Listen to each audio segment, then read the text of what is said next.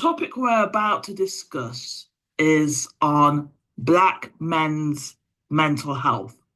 And in a moment, I'm going to introduce you to three panelists, all of whom have significant experience and knowledge in the field, all of whom are Black men.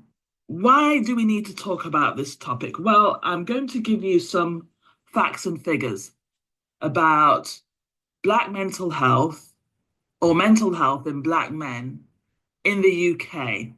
And these figures and the data came from a study undertaken by Mind, which is a group focused on mental health last year. And they did some research.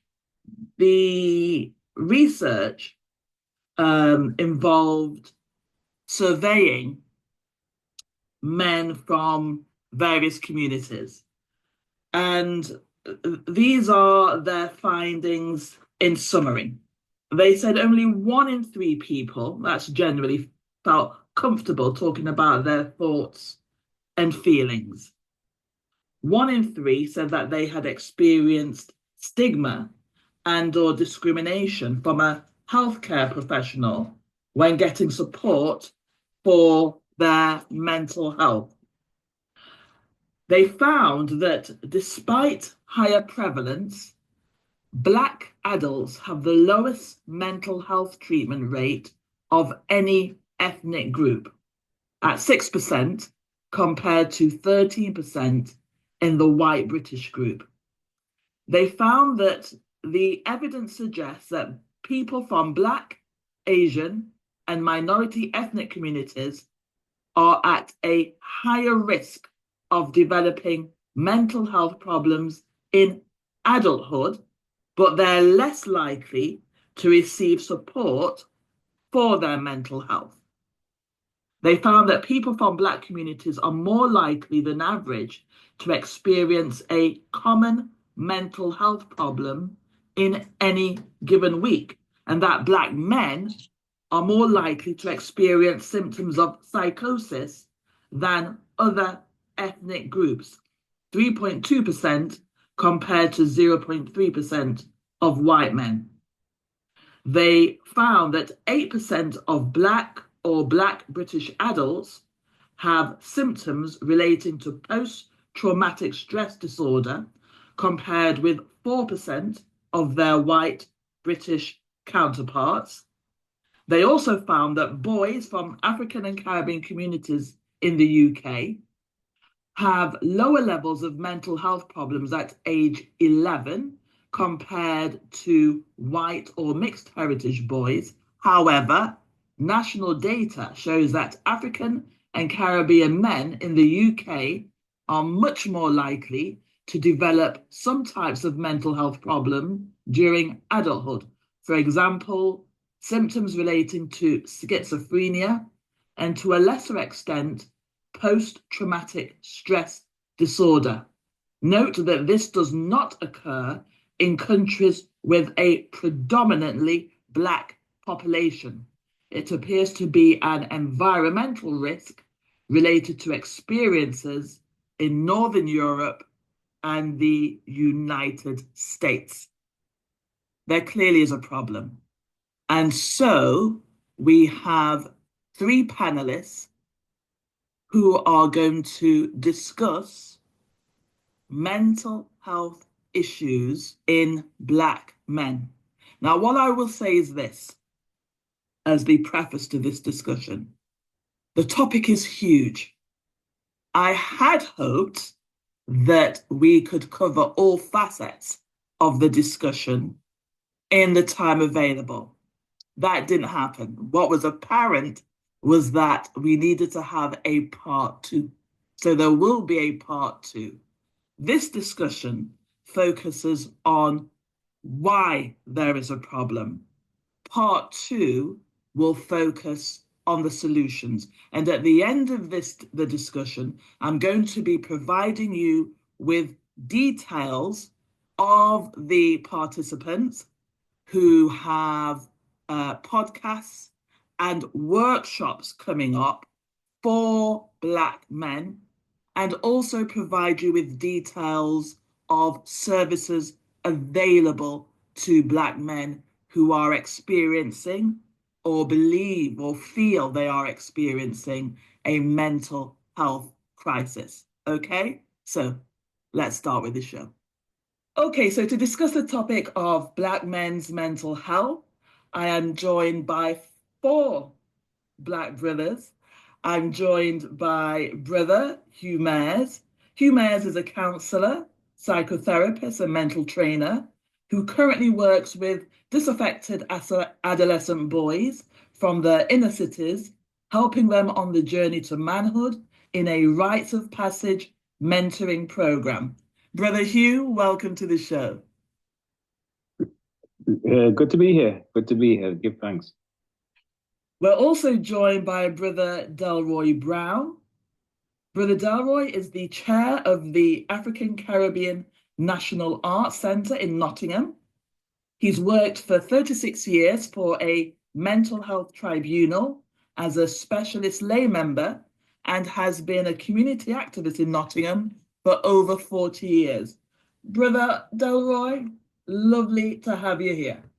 Thank you for the invitation. Really appreciate it. You are more than welcome. And we're also joined by Brother David Powell. David Powell has worked in social work, youth offending, and mental health for over 35 years. He is active in the Derby community, sports, music, and creative arts. He is a cognitive behavioral therapist and is currently the director of a men's mental health charity in Derby and leads the Time to Talk Man to Man podcast. Brother David, glad to have you here.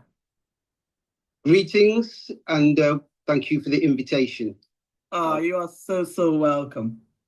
So I want to thank you all for agreeing to participate in this discussion, which I think will bring a lot of relevant insight, information, wisdom to what I'm sure will be an enlightening and informative conversation. The intention and the objective is for this to be a conversation by Black men, for Black men, but also for Black women. So I don't intend to be a contributor to the discussion, but more so a facilitator and to give you the floor to speak freely and honestly. So the first question is, why do we need to talk about Black men and mental health? Brother David, can I start with you on that question? Yeah, I mean, from my point of view, the evidence, statistics kind of cause concern. My experience is working with children and young people in the health service and the CAM service in Derby over a number of years, and also social work experience. And my experience working those services actually is that we don't get many Black people, or especially Black boys, through those services. And interestingly, later down the line, as we know from recognised statistics, we're more likely to be, locked up in acute services and more likely to suffer from psychiatric difficulties. So it's thinking about why does that happen? As we know, we face kind of issues within all institutions, education, criminal justice, legal system. So, and I think we know that from experience as well, as a man of my age, living within Black communities, I witness it and see it in real life as well. So, therefore, that raises the need for further investigation and further discussion around the issue. Thank you. Brother Hugh, can I direct that question to you? Why do we need to talk about Black men and mental health? Yeah, I'm going to agree and extend the point of my brother that, the numbers don't lie. The numbers tell a story related to,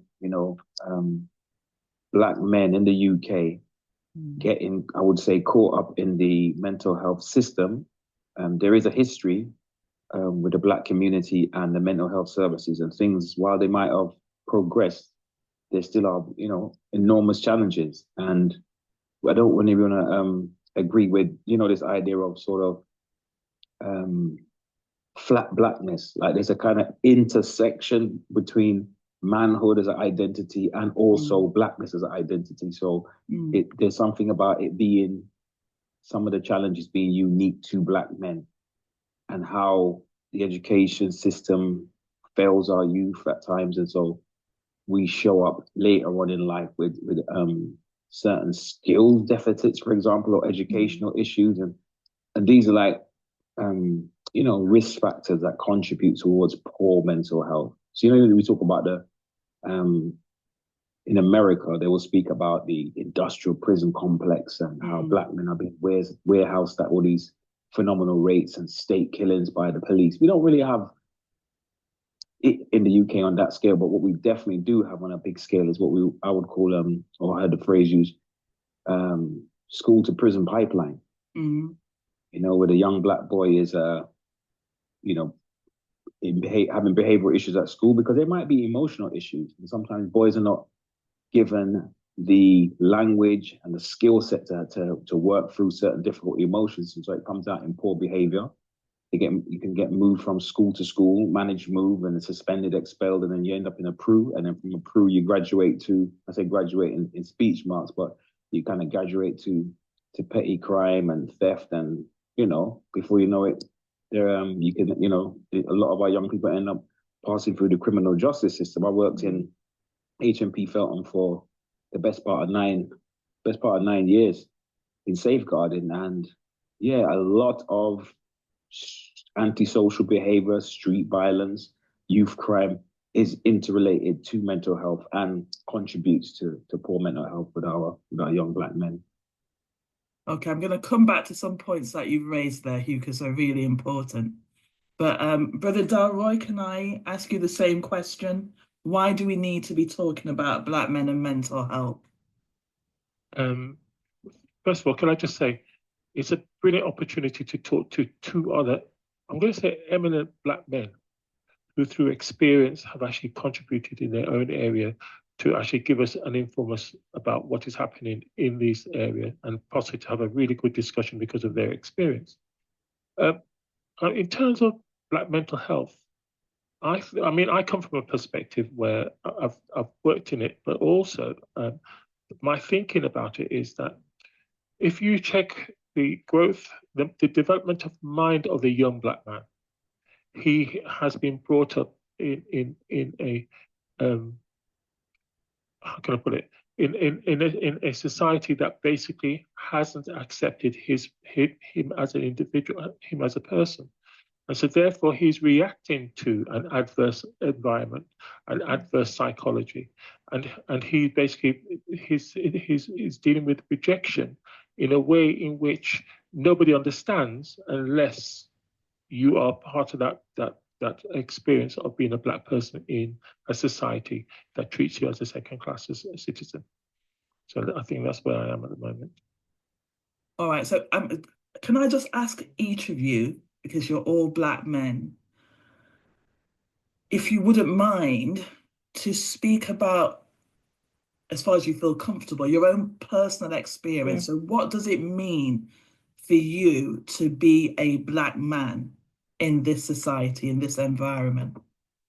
Brother David, can I address that question to you? Yeah, it's a topic I've, on some of my kind of social media stuff, I kind of started looking at about what it is to be a Black man. There's different elements of that. There's kind of the perception of how we used to be, how we used to label what's a real Black man back in the day, which I think hopefully has changed, but still there are issues there. For me, it's interesting for me because, for example, at school, I actually did okay. I did okay, but throughout my life, I've always seen myself as actually, even though I've done all right, still underachieving, still having a lack of, when I first went into statutory services, I remember the uncomfortable feeling. I'm sure a lot of people did anyway, but it was, I remember talking on the phone and being conscious of talking slightly different on the phone to people, and all those kind of things. So it's very much conscious. It's something that's conscious within me. And again, interestingly, I grew up in an area in Derby. Derby's very small.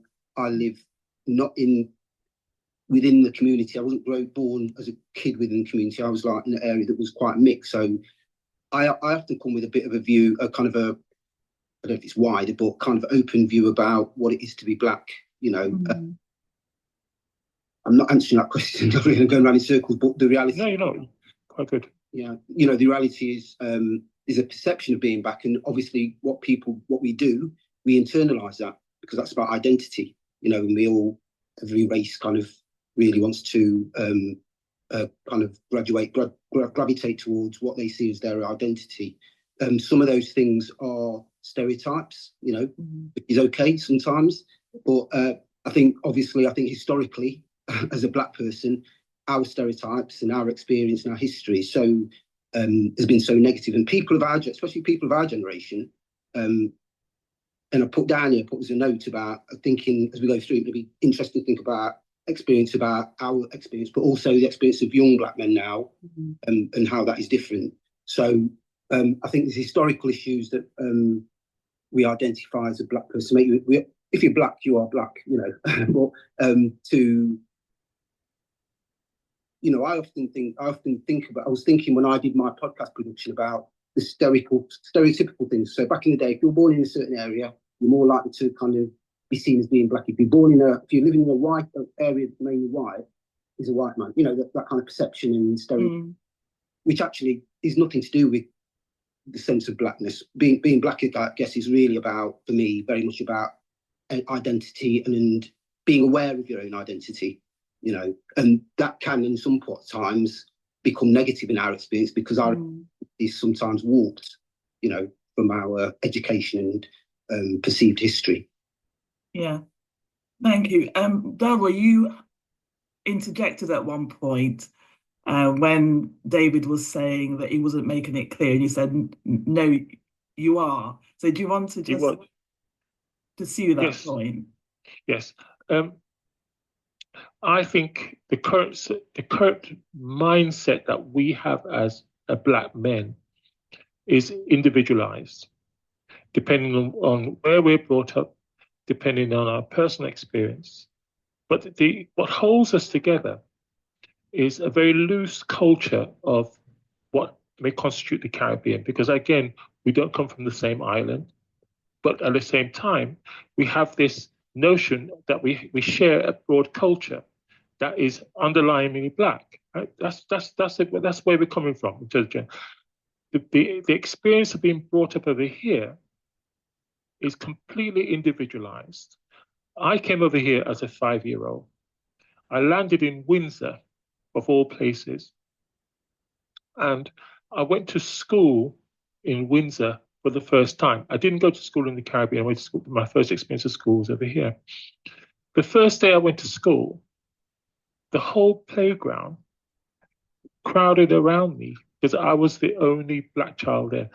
And my story starts from there in the sense of what I had to do in order to basically survive. I was given the champion of the school to fight. Right?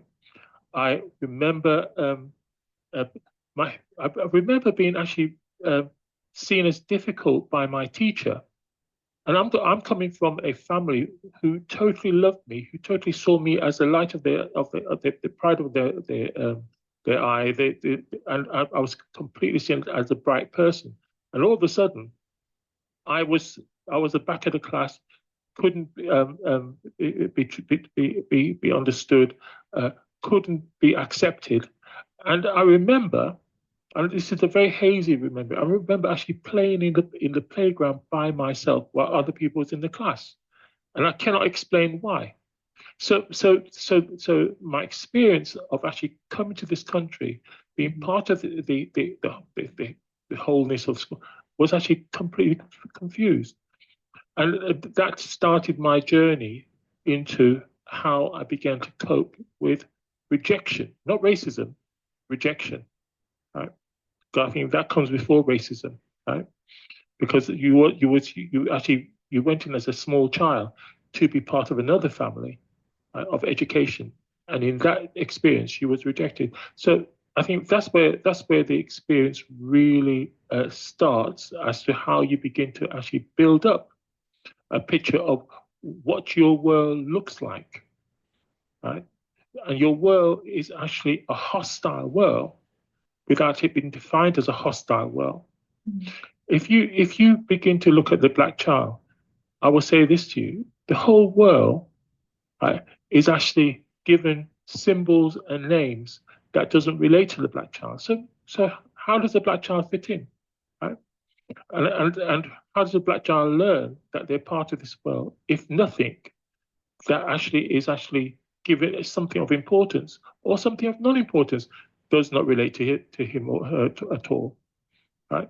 You name me a object or a piece of land that has got an African name purposely in either in Europe, America, other than Africa, and then when we look at where we come from, notionally in terms of Africa, it is seen as a hostile place. It's seen as a place of family. It's seen as a place of poverty. It is seen as a place of complete disorganization, corruption. You cannot then say to yourself, you as a child feel safe relating to Africa. Well, one of the things I find most poisonous is the fact that when you look at these adverts with the fly on the child's face, with the actual nonsensical sickness that can be treated for 2p, right? And yet we are suffering, right?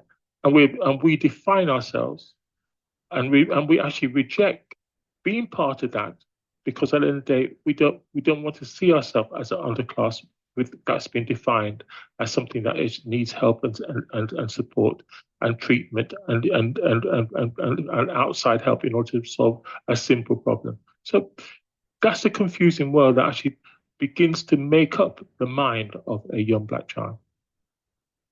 You've said a lot there, Delroy, and Thank you. Quite profound. So, Brother Hugh, can I just get your perspective? Because I think a lot of what Brother Delroy was saying was that someone's self-identification, if it doesn't align with the environment that they're in, if their environment doesn't validate who you are, then that forms the basis or leads you down the road of poor mental health. What do you do you concur with that? And what do you have to say about what Brother Delroy was saying?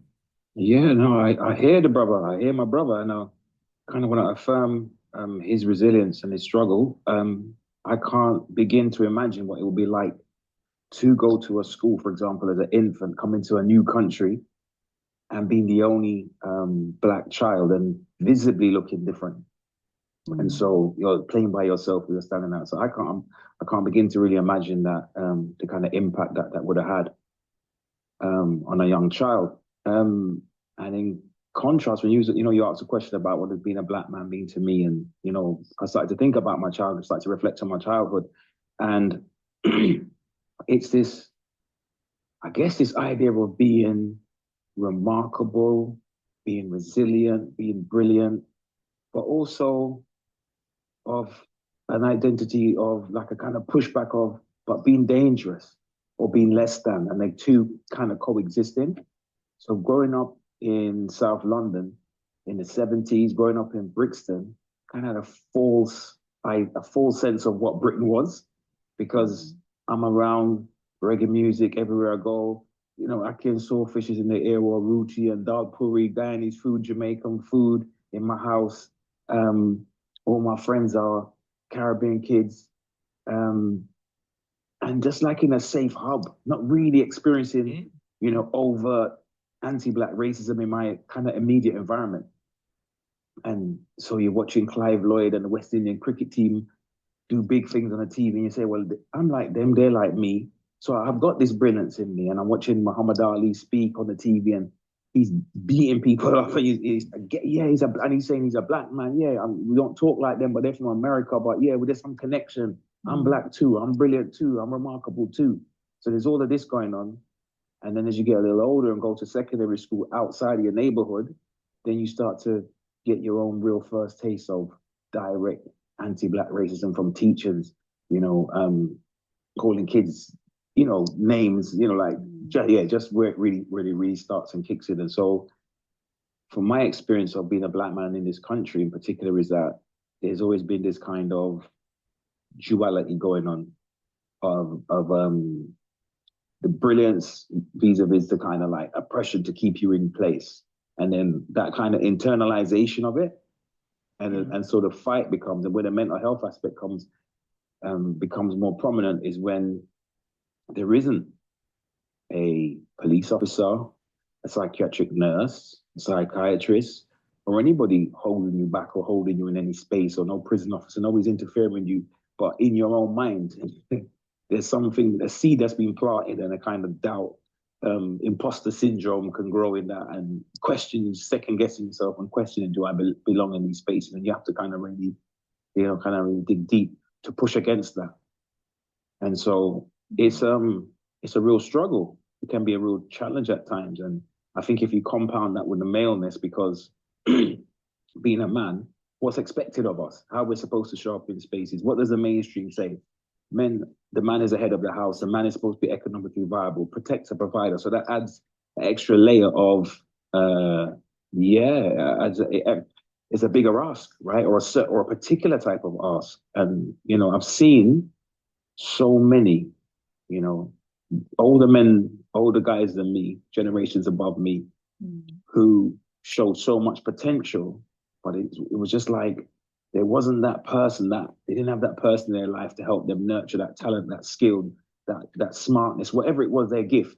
And because of social issues, and I've got to say mental health, they end up abusing alcohol or smoking weed. But that guy's sitting outside the tube station. Remember when he got picked to trial at this particular football club, or, wasn't he the one that was supposed to go to the Polytechnic before universities was even popular? He was really, really bright at engineering, and he's outside the train station begging for money or something like that. So yeah, there's a saying, all things are mental. And that's what sticks with me. And that's my thing about mental health, because it's like what we allow to go on in our own minds, what we allow to go in our own minds, Yeah. Thank you so much. Brother David. Yeah, just like to, both of those kind of feedbacks have been really interesting. Just what you were saying rings really true with me, because I guess I'm with similar age, maybe a few years between us, but similar age. And again, even though I've had a totally different experience in regards to the environment where I've been brought up in, it still rings very true. Everything he says about that actual incongruity between actually feeling really positive as a black man, but also, the kind of it's the external messages from society that actually, you're the bottom of the heap, and you've got all these other negative traits. I'd like to raise the issue of difference actually also, because I think it's interesting when we talk about what it is to be a black man, we can fall in the trap of homogenize, putting us all together. And I think what happens with that, especially around, if you think about it, one of the things black man, if you think stereotype black man, as you say, alpha male, even though I don't use that, that term, that we're strong. So if you get somebody who presents in a different way, maybe intelligent, maybe emotionally intelligent and whatever, in a different way, that isn't seen as a black man, stereotypical. And I think that's a problem really, because that becomes within the community, that becomes a barrier to people being free to express that side, which means that they can go and express and do things that, you don't have to be a dancer or a football player or but, do something different. And sometimes, and it's a protective and it's a natural thing that we homogenize ourselves, I think, because that's what tribes do, Yeah. And there's a reason for that. I'm sure there's a historical reason for that, in regards to our experience. as a historical people. I also was going to say that there's two things I want to kind of break it down simply, and it's interesting what you said about mental. Actually, the mental side, I do see these masses of historical kind of issues in regards to, you know, our DNA. You know, trauma remains in the DNA. That's scientific kind of findings, and you know, we think about our traumatic history, and something that's kind of hidden and, well, is not spoken about. And then we add to that the separation of families and you know division and rape and pillage of historical generations. And how do we identify? How can, especially as again, you know, think about African Caribbean men. There's clear different cultural experiences of a lot of African men. Obviously, there's a mixture. Sometimes people in the same communities, but Caribbean men, and we know them. You know, stereotypes. African men educationally achieve better. You know, Caribbean men, as with all kind of parameters, are usually down the bottom. You know, and we remain there as well because you get new communities come in who start at the bottom and then they overtake us, and that's been happening for generations. So it makes you think there's other things going on rather than just the kind of even the recent history. You know, if you just talk about we just come to from Jamaica, you know, it's deeper than that, really. And it's sometimes difficult to relay that kind of thing to general people, because then the kind of, you know, people can wave it off.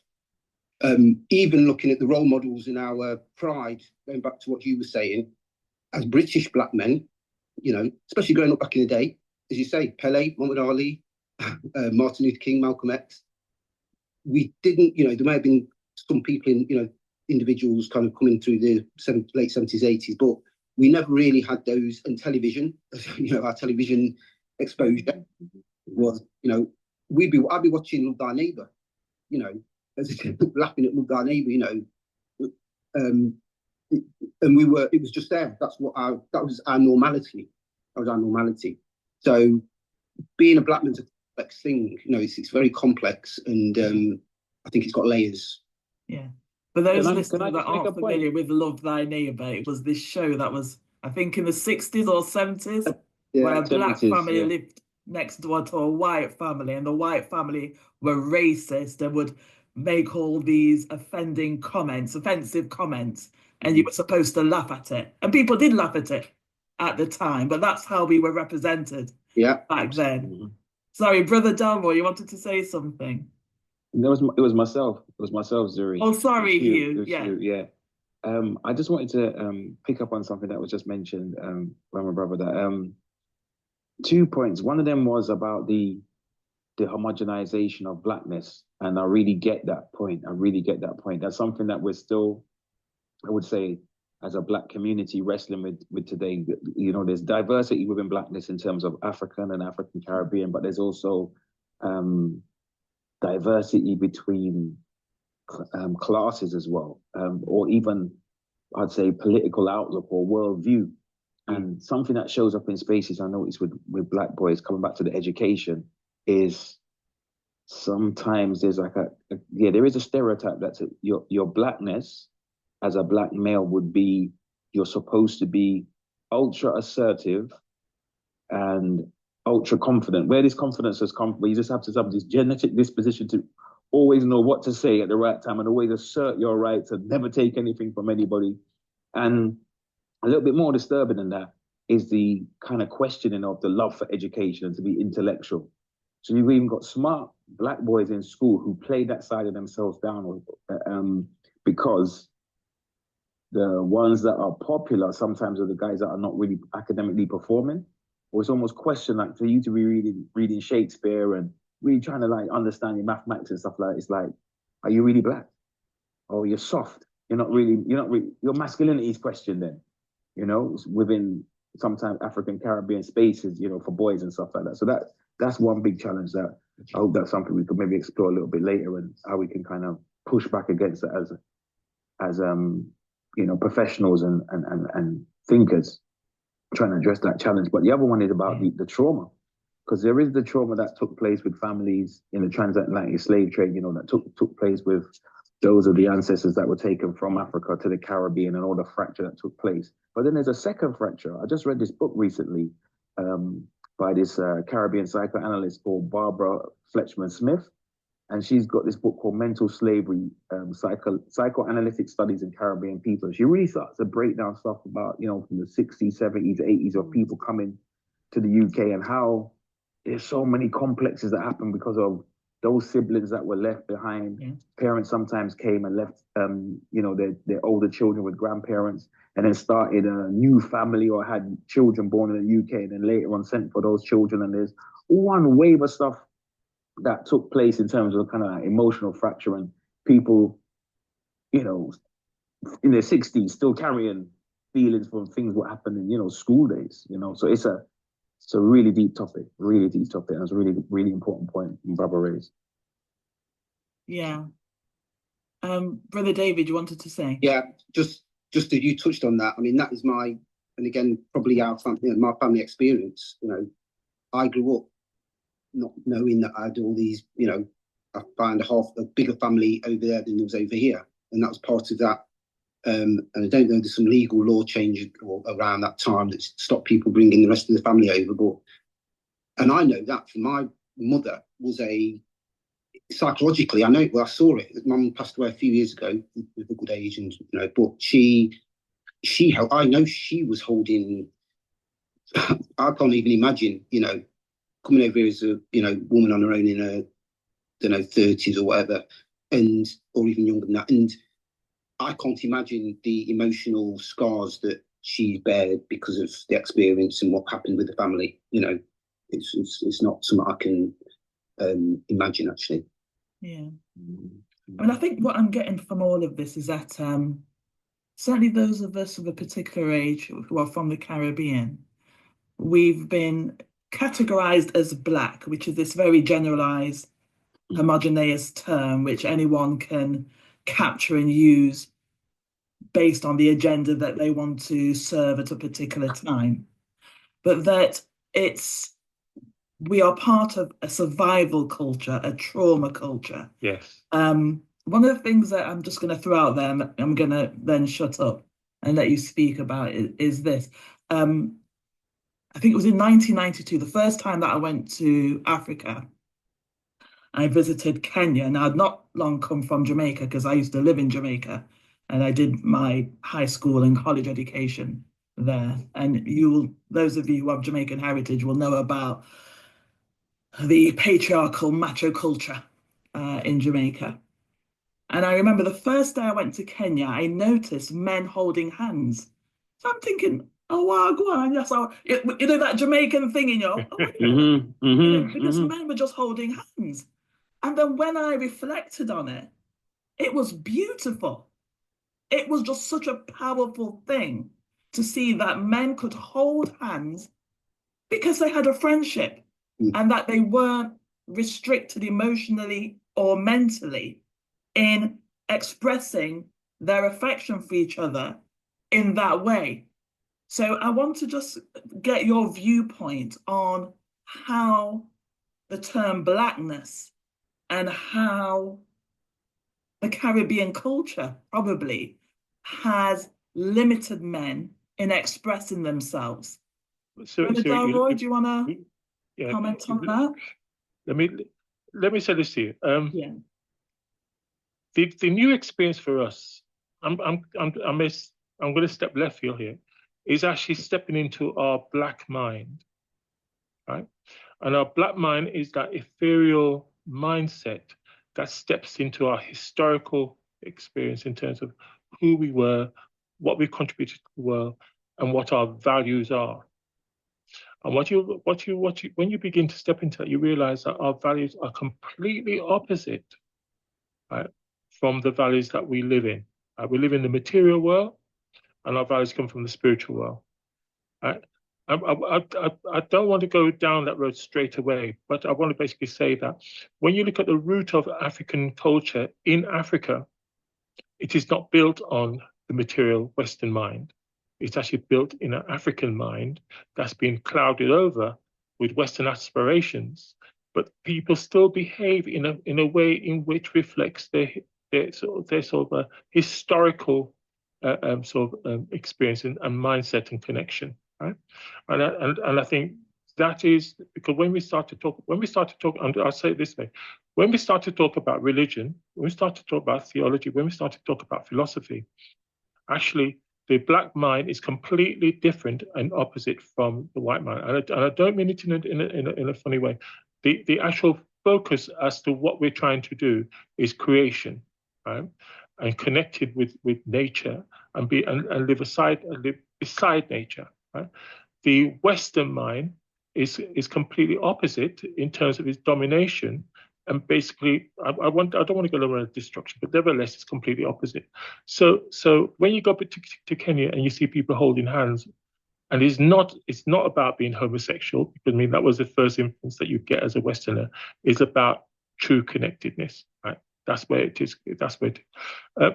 So Zuri, I'll let you go on, but could I go back to what we were talking about before, because I don't think we quite finished off the whole thing. Yeah, go ahead.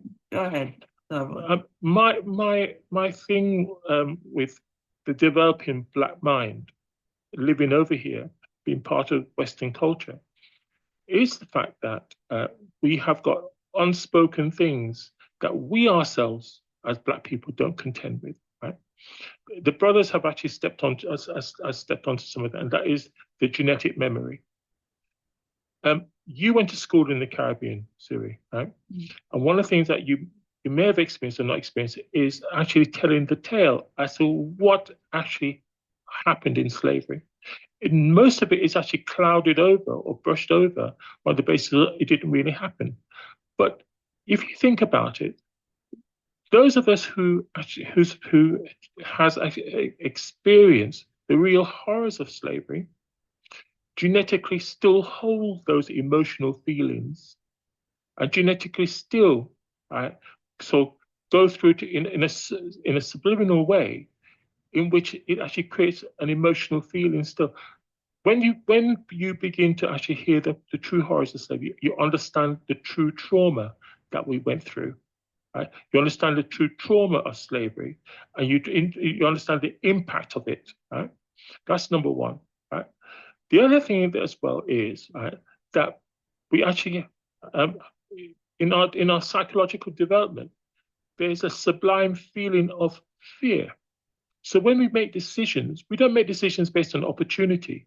We make decisions based on the fear that we feel that actually limit us in terms of the decision making. Do we step forward or do we not step forward? Majority of us actually affected by the fact that if we expose ourselves, right, there's a fear factor. In our young people stepping forward to show our brilliance, there is always that fear factor that stops us from doing it. And there's two things I want to say, because I don't want to take all the two things I want to say. We need to look at the profile, right, of a failing black man. We need to look at the profile. What is the profile of a failing black man? What do we understand by what? So the implementation of drugs, the actual interaction with the police or with authority, all that sort of thing. Then we need to look at the profile of a successful black man, because there has been successful black men in our communities. The other thing as well is, and I'll say, my mother was a brilliant cook, and so I experienced Jamaica in her kitchen, right, in the middle of Peterborough, where I was eating dukunu, blue drawers, whatever was there that came out of the Caribbean. So I experienced the Caribbean, right, through my mother's hands, right? And the culture development there, and appreciate it. And I'll just finish by saying this: when my careers teacher told me I had the hands of a mechanic, I went home and spoke to my father, and my father said to me, "You have 5 uncles and aunties who are teachers. The least you can become is a teacher." So I went back to school and said to my career teacher, my dad said, right, I should become a teacher, right? Which was completely contrary, right, to what was where we were being directed, right? And as a result, that one single sentence set my career as to where I was going to go. I wasn't going to go into the factories. I was going to go somewhere else, right? So the impact again of black families, a mother and a father, back in the 60s and 70s, right, which was more prevalent then because of the black people together. It played its role in how, right, we as children of the 60s and 70s, as I said, I'm 66, so basically I was a child of the 60s, young person of the 70s. It pushed us in terms of actually gave us direction, right? Which broke down on the basis of the family was attacked. So the family didn't have the structure in order to give our children direction, right? And the cultural indices in terms of actually being informed about who you was, where you came from, was by actually the example of our parents. But the big problem basically is that a lot of our parents suffered, right, trauma in their upbringing. Because if you think about it, my father was born in 1932. 1 year within the 100 years, right, of slavery being abolished. So I'm going to ask you just to conclude that sentence, because I know Brother David wants to say something. Yes, go on. Thank you, Brother David. Yeah, no, again, just on the back of what's being said, and it kind of made me think again, a couple of things. One is going back to that idea of individual experience, within a cultural experience. And so it's really interesting hearing the different stories, because we're three guys who've not vast difference in ages, but, relatively similar generational. And we've got significantly different stories within our three, which obviously everyone's got, but significantly different. The man who's travelled from Peterborough and Windsor, guy from the Midlands, in the north. So, and our experiences, although there's clear experiences and bits which we clearly empathise with or may have experienced similarly, there's a vast difference. And one of the two things that go back to our environment and relationship. So whilst there's this remembering, and really importantly to remember that mental health is a very complex thing. It's not going to be racism on its own. It's not going to be education. It's a complexity. So underpinning it, I think, is, as I said before, I think underpinning it is the historical trauma and impact on destruction of families and our in that way. Whereas also other factors come into play, such as environment and relationships. I kind of use those broad terms, which, we've talked about environment, and, I'm sure you may have all heard of, or may have heard of studies where a young black boy, for example, has come out of inner city London, gone to Cambridge or somewhere, and got incredible, really good education. And a kind of a clear and obvious example of the impacts of environment. Brother Delroy was talking about family, and again, coming from a family with a mother and father who actually are well, educated family. So again, that experience is actually quite a positive experience, in kind of relation to a lot of other black families. That model of having, my career, and I'm a bit younger than yourself, Delroy. My experience was from Derby. If you're a woman, you go to nursing. If you're a bloke, you go to engineering. That's your careers taught, engineering. I went for about 40 jobs. I did get a job, got a couple of offers, but the expectations back then were very clear. And as you say, another example, I'd like to give this example of being at school and being in a French lesson, and we had a test. It was to kind of see what streams would go in French about second year. And I got a really high mark. And the teacher didn't believe that I got this much. The same experience of expecting us to sit at the back of the class. I had to redo the test. Unfortunately, I got a good mark, really good mark again. But that was that teacher looked at me thinking, and I always remember that. So even though, I say it didn't impact me, but I've always remembered that story because it was a significant indicator of what the expectations were. As I say, I was okay at school, but then towards the last year of school, I kind of lost motivation. I didn't have that drive. I'm from my mum brought us up. My father died really young, so I was from a single parent family. And again, the impact of that as a man, it's a significant one. And it's something over recent years I've been thinking about, how has that impacted on me? I recognise some impacts on me, but also even in regards to my how I come across as a man, you know, as a black man, you know, kind of thing. So I think the overall thing is about the complexity of mental health, all the different factors, which, you know, as a black man, I see the identifying factor is that historical trauma, as Delroy was talking about, that, you know, and also the devastation. I also agree with Delroy about actually when you start seeing actually what happened in more detail, then the trauma is, you know, that is significant trauma. My mum was born in 37, I think it was. Again, you know, it's not far from that that period of slavery. So many things to unpack. Yeah. so many things to unpack. Brother Hugh, can I turn to you? Because I just want to go back. You raised a point earlier about the intersectionality of blackness and what it means, and coming into your manhood. And you talked about when boys enter secondary school, that's when the two things tend to collide, with potentially devastating impact on boys' mental health. Are you able to speak more about that? Yeah. I think bringing it back to that kind of aspect of like a child in primary school, the age of infants, you know, under 10 years old. I think that like your identity as a child is so intertwined with your parents' identity, or your guardian, your caregiver, but in most cases, you know, your parents, right? Or parent.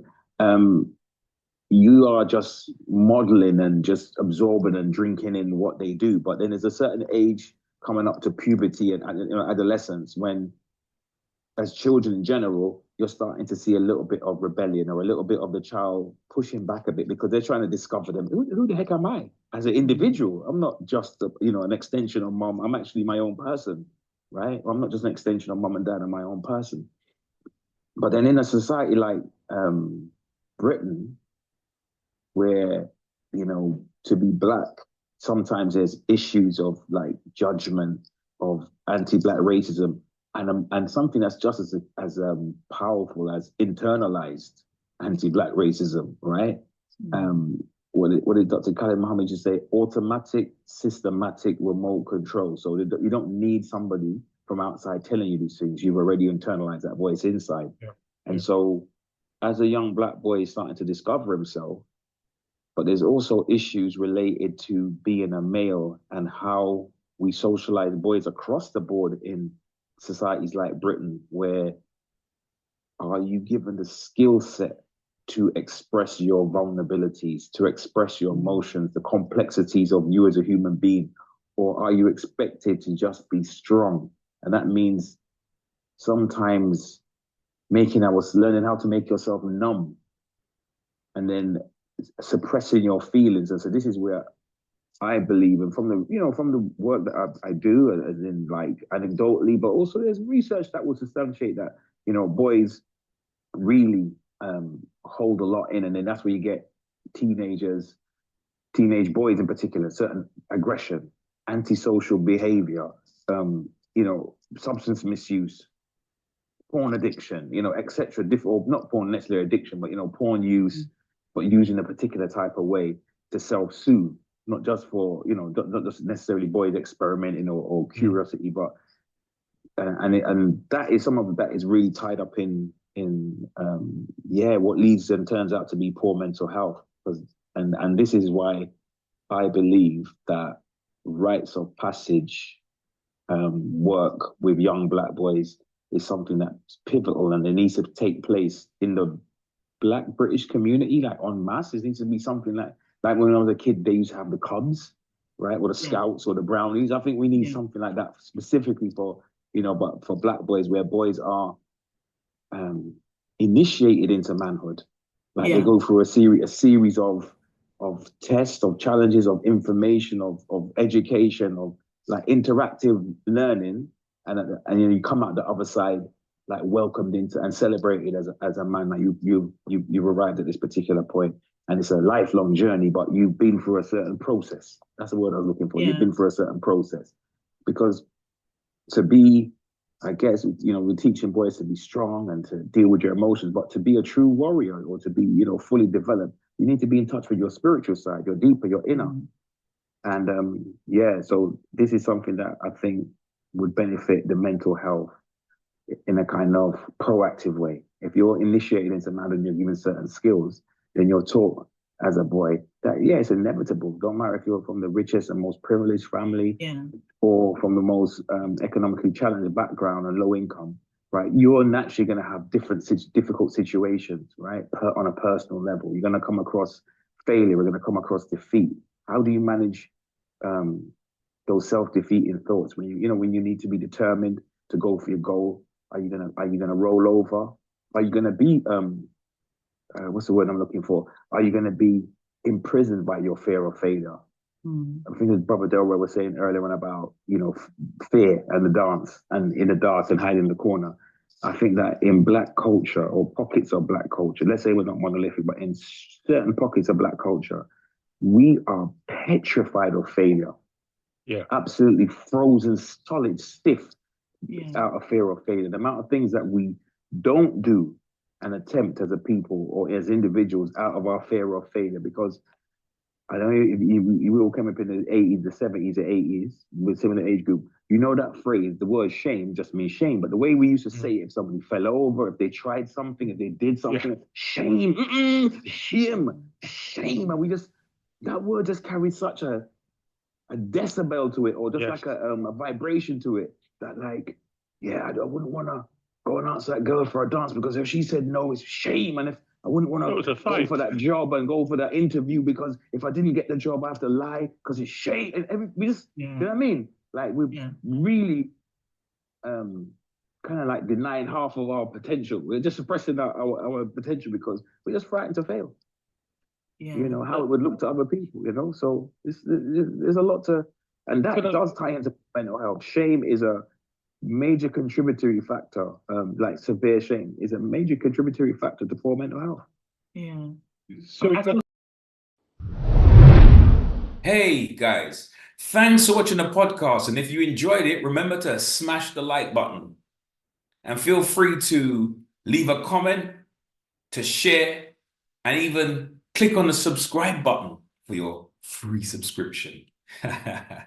Till next time, peace.